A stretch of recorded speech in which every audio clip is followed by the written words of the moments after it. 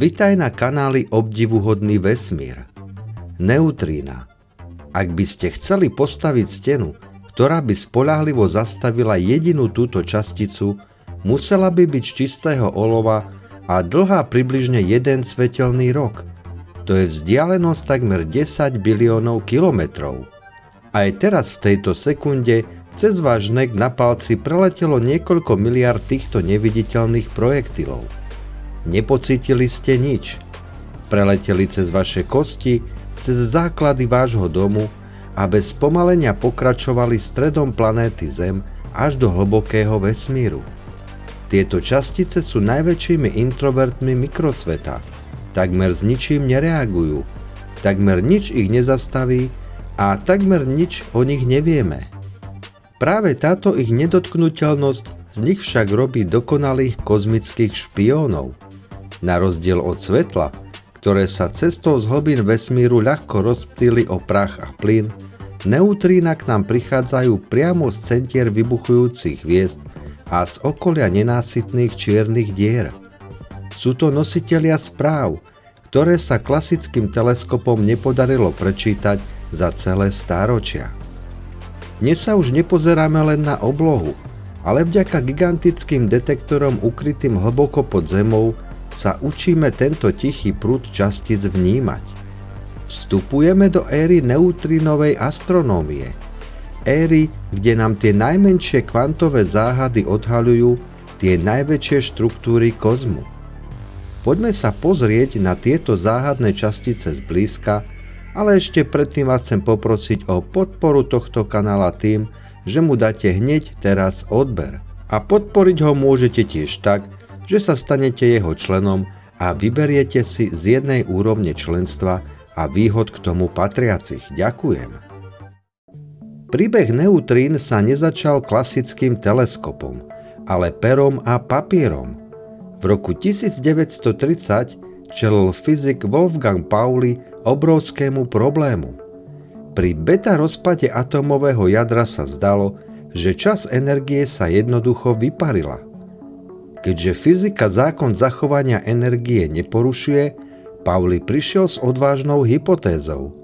Navrhol existenciu neviditeľnej, neutrálnej častice, ktorá túto energiu unáša a berie.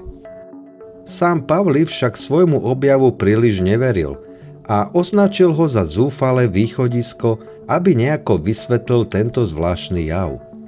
Dokonca sa stavil o fľašu šampanského, že túto časticu nikdy nikto nedokáže zachytiť. Trvalo to 26 rokov, kým sa v roku 1956 podarilo Frederikovi Raynessovi a Clydeovi Covenovi potvrdiť, že tieto častice skutočne môžu existovať. Odvtedy neutrína prepisujú učebnice fyziky takmer každé 10-ročie. Veda za posledných 70 rokov prešla od odhadov k zaujímavým faktom. Dnes o neutrinách už niečo málo vieme. Tak napríklad to, že existujú v 3 variantoch: elektrónové, myónové a taunové. Najväčším šokom pre vedcov bolo zistenie, že neutrína počas letu vesmírom medzi týmito identitami oscilujú. Je to čistá kvantová mágia, kedy častica vyletí napríklad zo Slnka ako elektrónové neutríno, ale k nám na Zem dorazí ako neutríno myónové. Tento objav potvrdil jednu zásadnú vec. Neutrína musia mať hmotnosť.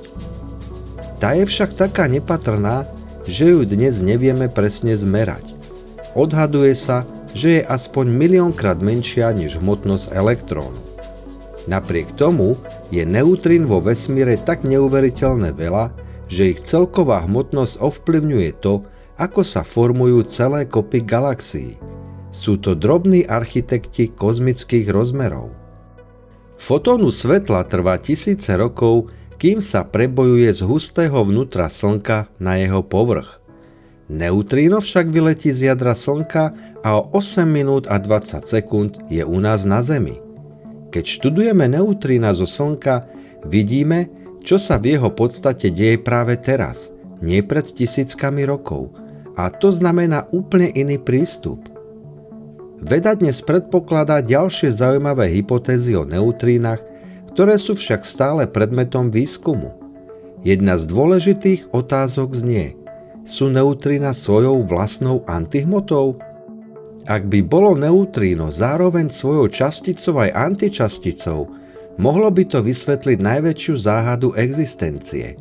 Prečo po veľkom tresku zostala nejaká hmota a vesmír sa okamžite nevyrušil na čistú energiu? My všetci možno existujeme len vďaka drobnej asymetrii v správaní neutrín a vďaka tomu, že hmoty je nakoniec viac ako antihmoty. Vedci tiež špekulujú o existencii štvrtého typu neutrína, ktoré by s hmotnosťou nereagovalo vôbec nijako, dokonca ani cez slabú jadrovú silu. Ak existuje, mohlo by byť kľúčom k pochopeniu temnej hmoty, ktorá údajne tvorí väčšinu vesmíru, no stále netušíme, čo to vlastne je. A je tu tiež téma s názvom kozmické pozadie neutrín. Podobne ako máme reliktné žiarenie, čiže pozostatok svetla z veľkého tresku, vesmír je zaplavený prastarými neutrínami z prvých sekúnd existencie času. Ak by sme ich dokázali zachytiť, uvideli by sme vesmír v čase, keď bol starý len 1 sekundu, no a to by bol obrovský prielom v jeho skúmaní. Ale ako zachytiť niečo takmer nehmotné? Aby sme dokázali skúmať častice, ktoré ignorujú celú planétu, museli sme postaviť detektor, ktorý doslova vyráža dých. Zabudnite na sklenené šošovky a zrkadlá. Najväčší teleskop sveta sa nachádza pod povrchom Antarktídy a je uväznený v ľade. Volá sa Ice Cube. Vedci do hĺbky 2500 metrov vyvrtali horúcou vodou šachty, do ktorých spustili laná s tisíckami senzorov veľkosti basketbalovej lopty. Tieto senzory tam následne zamrzli a vytvorili kubický kilometr detekčnej plochy. Ľad na južnom póle je unikátny. Je pod obrovským tlakom, bez vzduchových bublín a dokonale číri.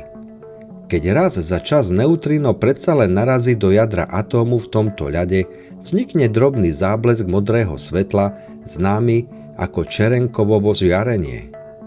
Je to v podstate svetelný ekvivalent sonického tresku. Senzory tento záblesk zachytia a vďaka superpočítačom dokážeme spätne vypočítať, z ktorej galaxie k nám tento duch priletel.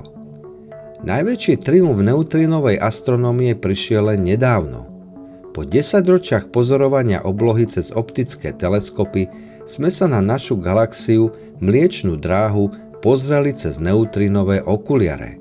Výsledok? Prvá mapa našej galaxie je vytvorená z hmoty a nie zo svetla. Zatiaľ čo na bežnej fotografii vidíme hviezdy a tmavé mračná prachu, neutrínová mapa odhaľuje energetické miesta.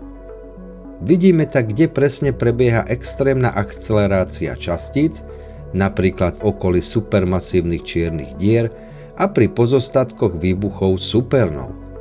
Neutrína nám dovolujú vidieť priamo do srdca týchto objektov, ktoré sú pre bežné svetlo neviditeľné a neprehľadné.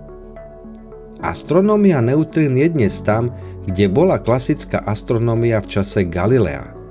Práve sme otvorili akési nové oči a to, čo vidíme, je fascinujúce a znepokojivé zároveň.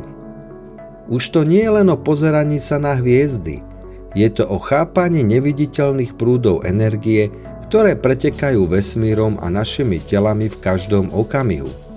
Možno práve tieto nepolapiteľné častice nám jedného dňa vysvetlia, prečo vesmír vôbec vznikol a prečo je v ňom život. Na budúce, keď vyjdete v noci von, skúste si spomenúť na ten nepretržitý dážď neviditeľných častíc. Vesmír k nám prehovára tichým kvantovým hlasom.